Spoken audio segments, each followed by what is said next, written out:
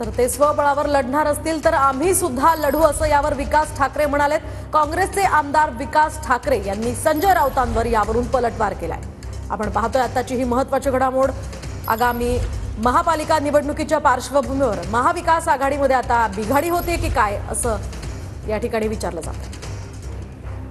वर्षाआधी महानगरपालिका बरखास्त झाली आणि मला वाटते की आता 3 वर्षापासून काँग्रेसचे कार्यकर्ता कामाला लागले आहे। निवडणुकीच्या मतदार सुद्धा आतुर आहे निवडणुकीला, कारण की सामान्य जनतेचे प्रश्न आहे ते महानगरपालिकेतूनच सुटतात। ज्या रोजच्या दैनंदिन जीवनामध्ये मूलभूत सोयी सुविधा पुरवण्याचं काम महानगरपालिकेचं आहे, त्यापासून जनता वंचित आहे। तुमची सोबळाची तयारी आहे नागपुरात? बिलकुल, नागपुरात जर कोणाची इच्छा नसेल तर आमची स्वबळाची तयारी केव्हाही राहू शकते। किती जागा लढणार सोबळ? पूर्ण जेवढ्या 151 तेवढ्या सुद्धा लढू शकतो ना।